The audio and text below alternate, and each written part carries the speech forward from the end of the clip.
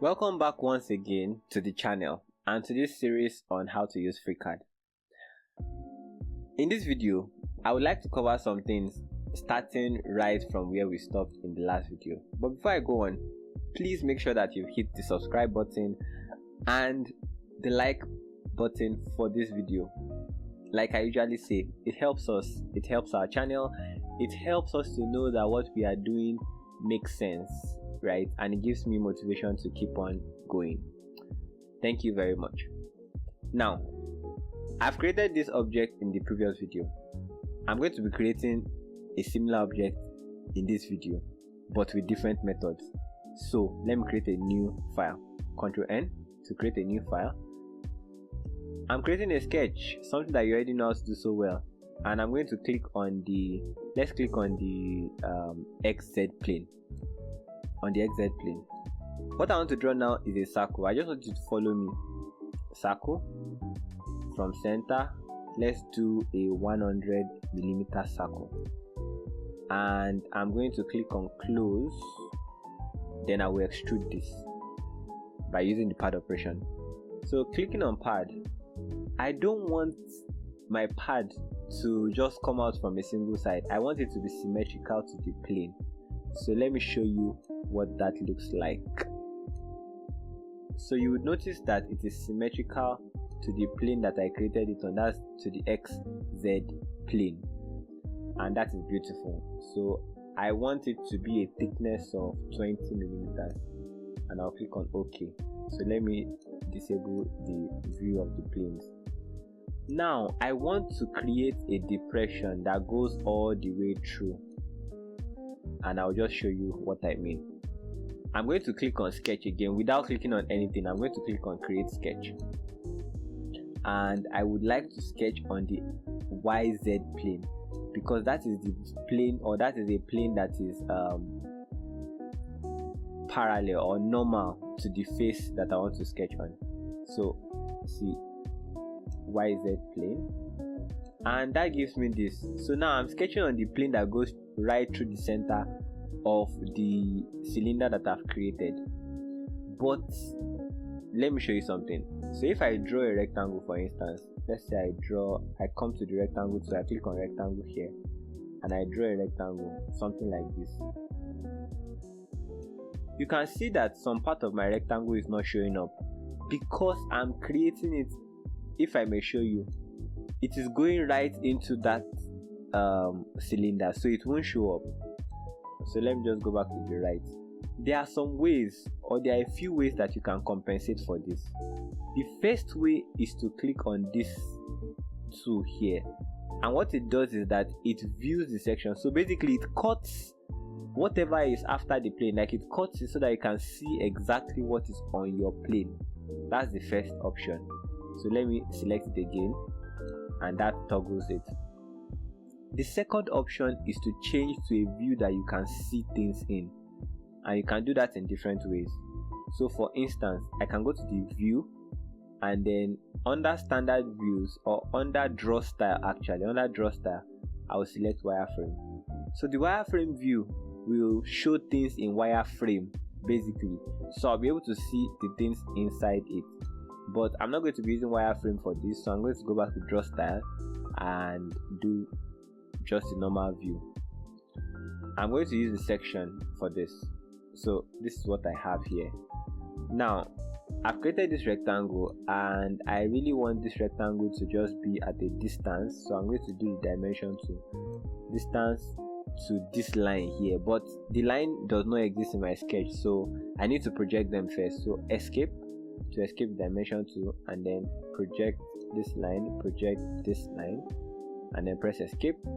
So I will be dimensioning this with reference to this point, and I'm going to make that 5mm, and then this with reference to this point as well, and I'm going to make that 5mm as well.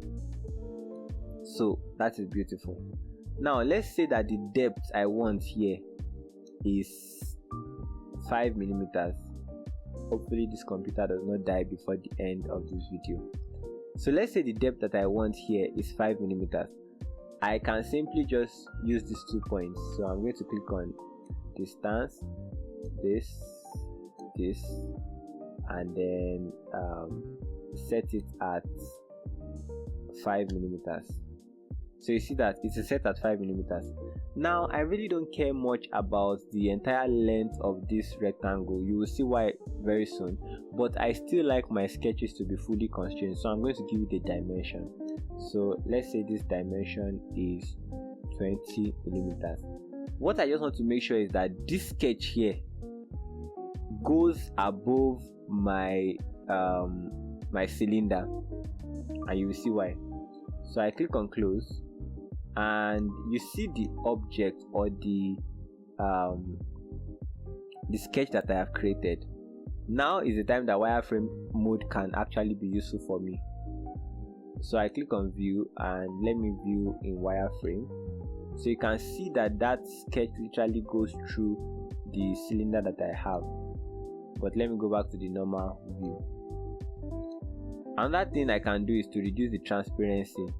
So I do that by right clicking on the pad operation, then going to appearance, and let me just reduce the transparency of the object, and I click on close. So I can see what is inside perfectly. What I really want to do here is to cut this object here. You remember the pocket operation, right? I want to do something like that, but I want to do it around the object. So that is called a groove, and we use this groove operation for it. So I click on groove here and see what is going on here.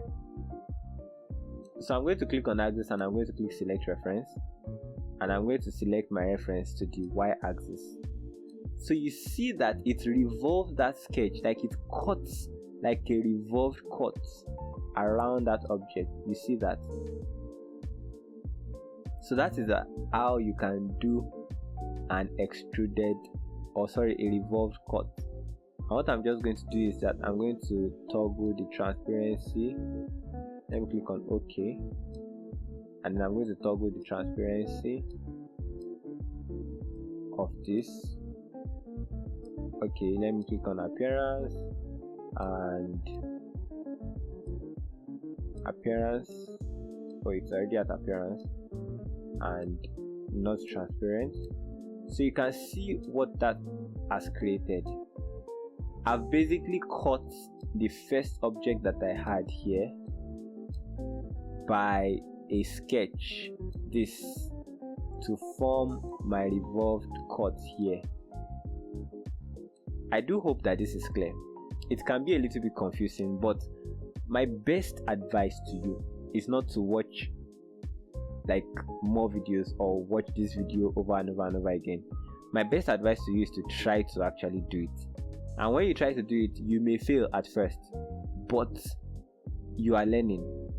And when you fail, you realize what you did wrong, watch the video again, try it again, and eventually you get it. If you still don't get it, you can drop a comment in the comment section below, and I would be happy to respond to your message or to your comment. So that is how I do my revolved cut here. Finally, I will do a simple loft operation.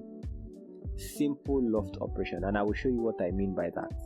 So I create a new object, Ctrl N, and I'm going to create a sketch, something that you are also so good at, XY plane.